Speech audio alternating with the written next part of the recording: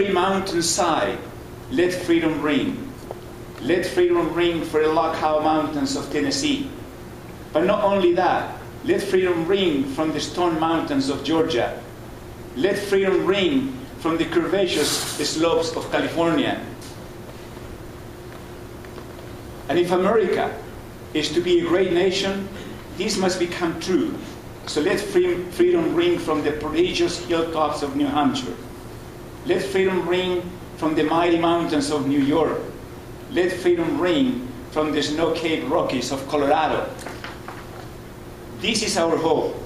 With this faith, we will be able to work together, to pray together, to struggle together, to go to jail together, to stand up for the freedom together, knowing that we will be free one day. I have a dream that one day every valley shall exhale, every hill and mountain shall be made low. The rough places will be made plain, and the crooked places will be made straight, and the glory of the Lord shall be revealed, and the flesh shall see it together. I have a dream today. I have a dream that one day, down in Alabama, from the vicious races, with its governor having his lips dripping from the words of interposition and nullification, one day, right there in Alabama, little black boys and black girls will be able to hold hands with little white boys and little white girls as brothers. I have a dream today. I have a dream that my four little children will one day live in a nation where they will not be judged by the color of the skin, by the content of their character. I have a dream that one day even the state of Mississippi, a state of burning with the heat of injustice and burning with the heat of oppression, will be transformed into the oasis of freedom and justice.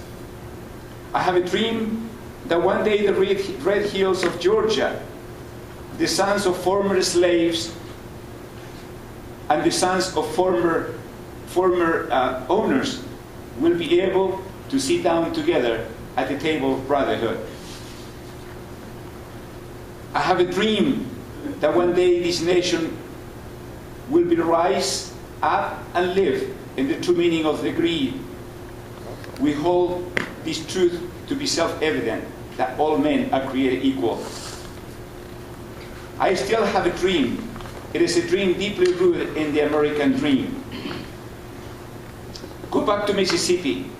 Go back to Alabama. Go back to South Carolina. Go back to Georgia. Go back to Louisiana. Go back to the slums of ghettos of the northern cities, knowing that somehow that situation can and will be changed. Let us not wallow on the valley of despair. I am not unmindful that some of you have come here out of great trials and tribulations. Some of you have come from fresh, narrow jail cells. Some of you have come from areas where your quest for freedom led you battered by the storms of persecution and staggered by the winds of police brutality. You have been the veterans of creative suffering. We must not allow our creative protest to degenerate into physical violence. Again and again, we must rise to the majestic heights of meeting physical force with soul force. The marvelous new militancy which has engulfed the Negro community must not lead us to distrust of all white people.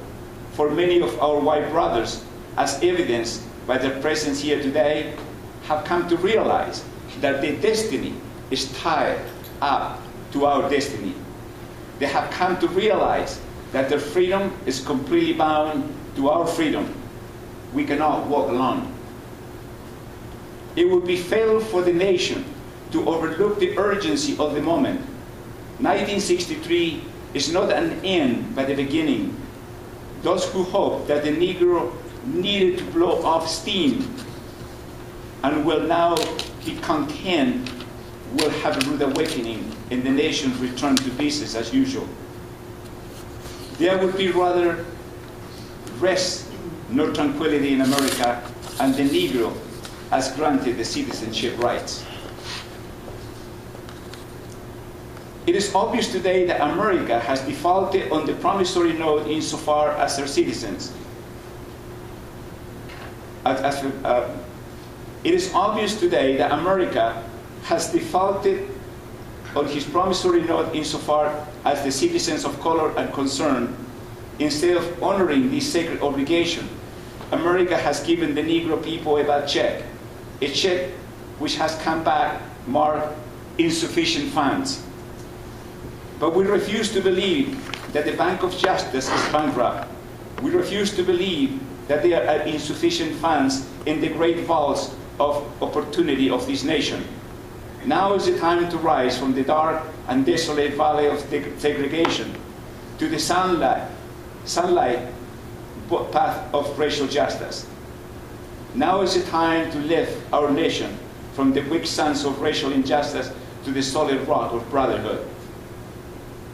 This note was a promise that all men, yes, black men as well as white men, will be guaranteed the rights of life, liberty, and the pursuit of happiness.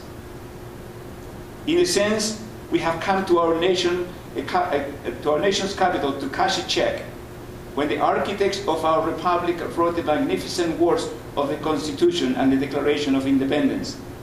They were signing a promissory note to which very America was to share. 100 years later, the Negro lives in a lonely island of poverty in the midst of a vast ocean of material prosperity. But 100 years later, the Negro still is not free. 100 years later, the life of the Negro is still sadly crippled by the segregation and the claims of discrimination. Years ago, a great American in whose symbolic shadow we stand here today signed the Emancipation Proclamation. This momentous decree came as a great beacon light of hope to millions of Negro slaves who had been seared in the flames of living justice. I am happy to join with you today in what will go down in history as the greatest demonstration for freedom in the history of our nation.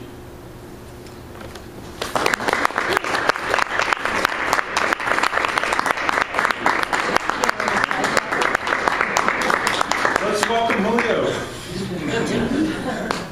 Julio is giving a speech entitled I Have a Dream. Julio's working on his advanced communicator bronze towards his second DTM. This is an oratorical speech from the manual Speaking to Inform. The objectives are to understand the structure of an effective speech and to interpret, present a famous speech. It is 8 to 10 minutes.